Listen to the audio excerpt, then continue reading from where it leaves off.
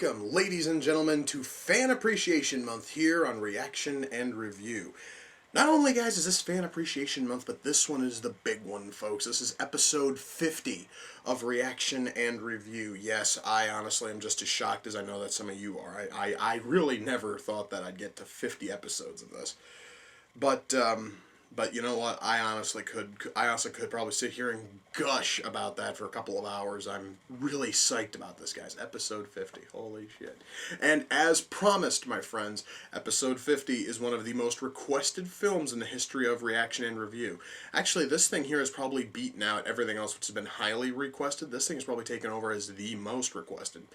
So yes, tonight's film is from 2005.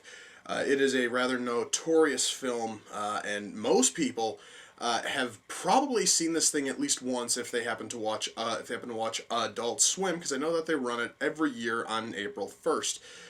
Thankfully, I never bothered to watch it on those days. Tonight, I'm going to be doing The Room, and really, I don't know what the hell else to say. I've done everything in my power to avoid knowing anything about the stupid thing, because so many people asked, and I want this to be a perfect reaction and review. I want every single reaction I do to be 100% genuine, and I didn't want anything spoiled for me.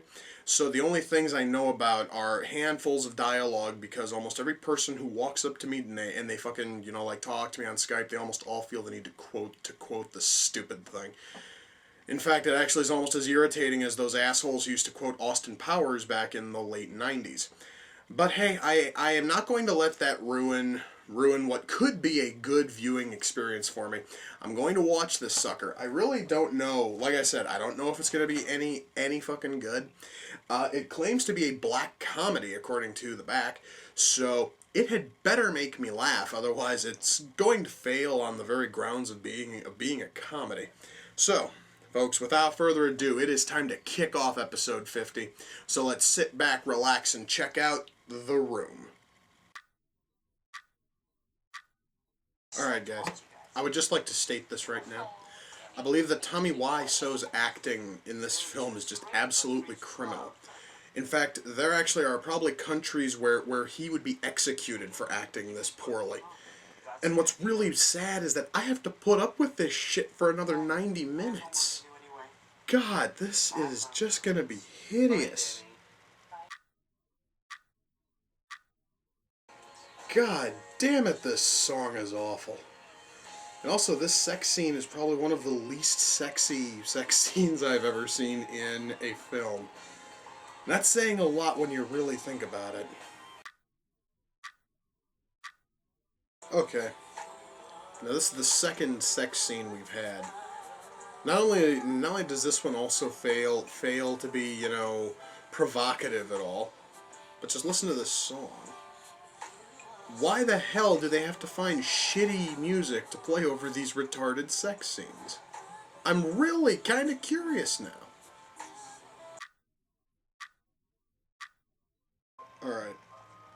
When the hell is something going to happen in this fucking movie? I'm really curious, because this actually is beginning to get ridiculously dull, because nothing's fucking happening.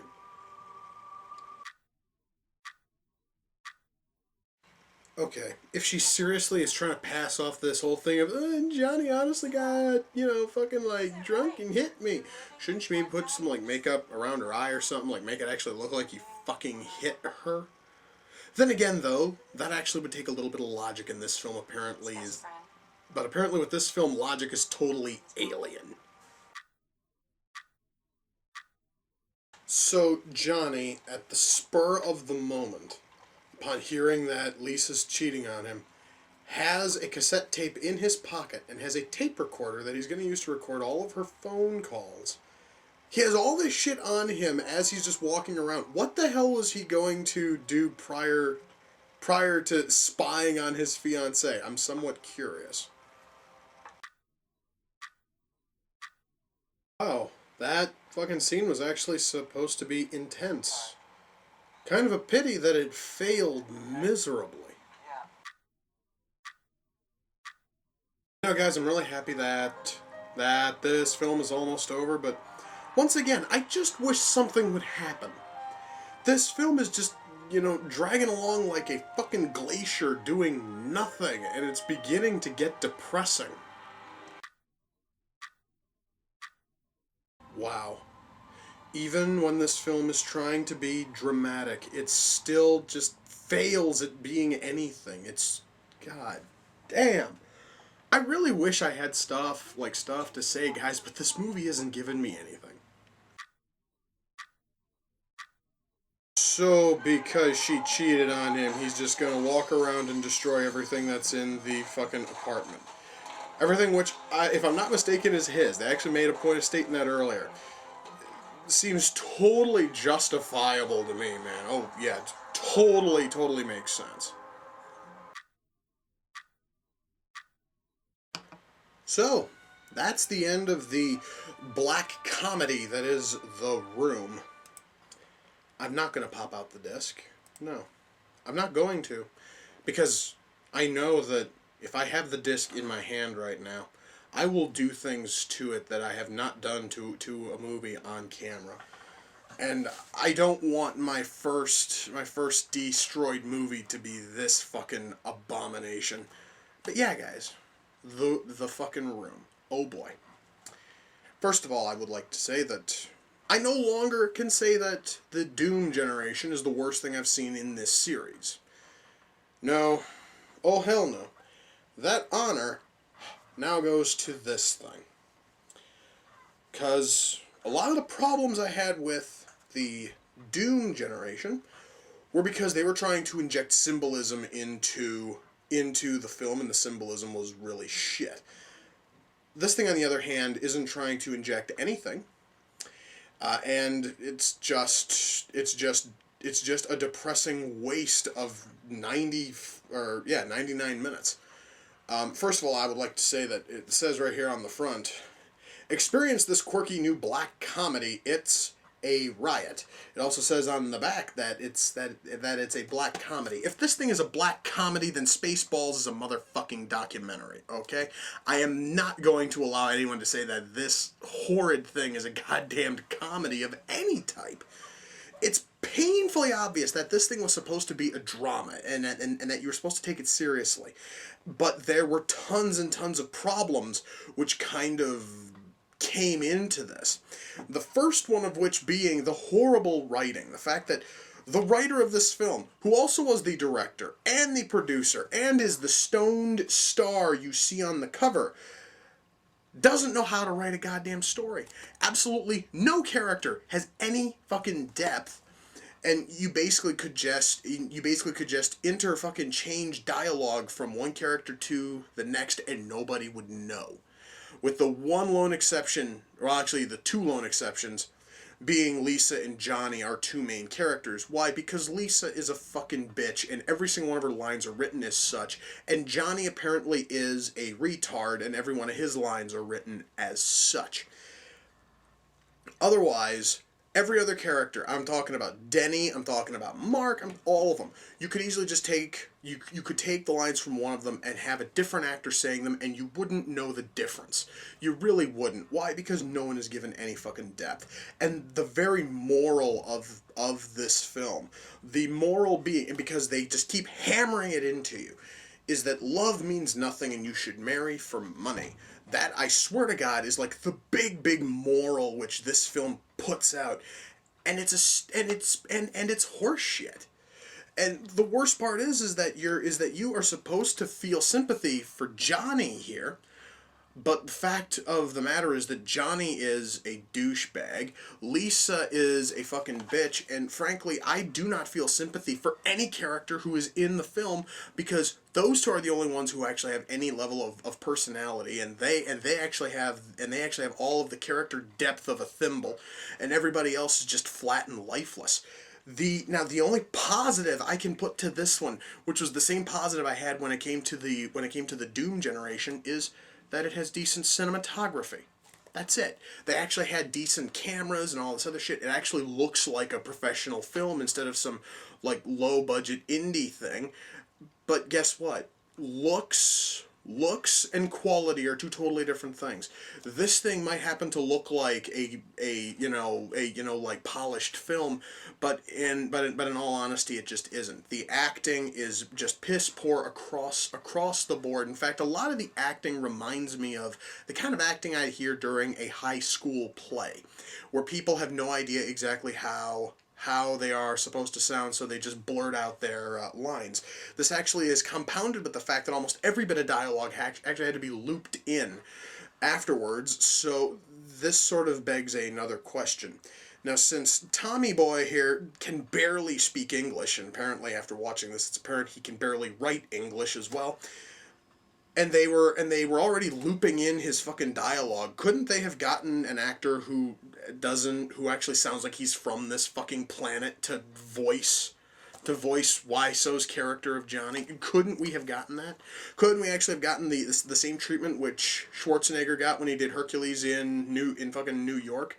You know, where they actually had to get somebody who doesn't have a really thick accent and just like loop in his dialogue so you can understand what he's fucking saying.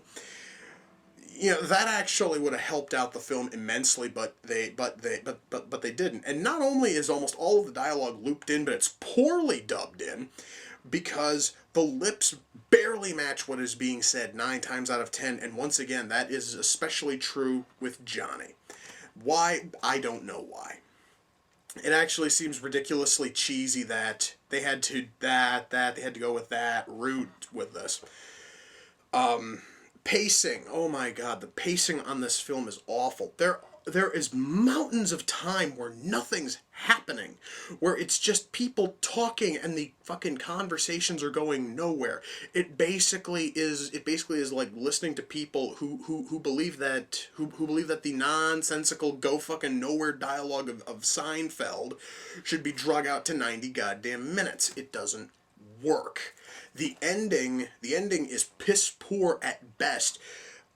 Some people have told me that this thing is basically a Lifetime original film, except the male and female leads roles have been reversed, where now the woman is the asshole and the guy is the one you are supposed to have sympathy for. And I'm gonna say no, because even though Lifetime makes really shitty movies, at least they have some level of quality. This thing meets no levels of quality.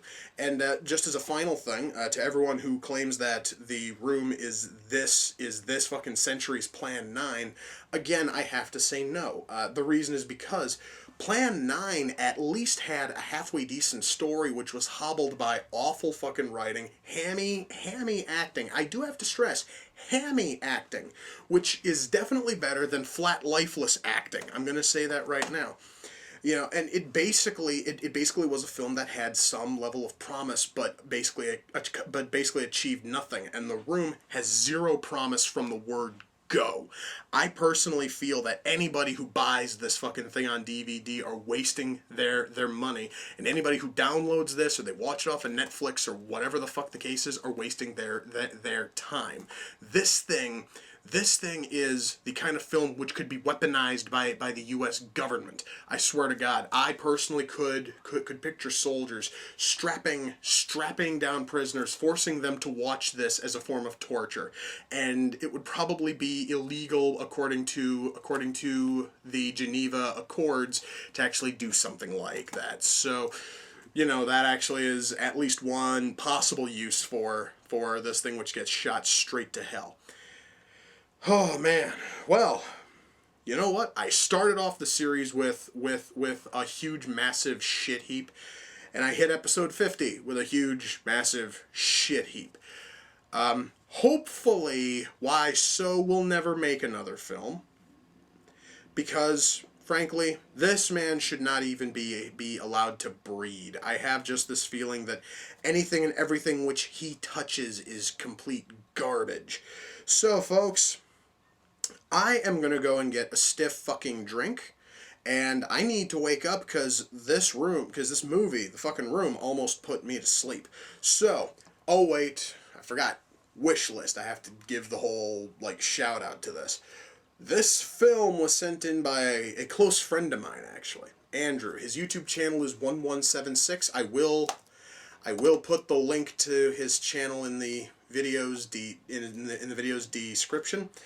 And Andrew, I hate you. Fuck off. This thing, you have sent in this one, and you also sent in the Doom generation. What the hell is up with you sending in, like, the worst films in the series?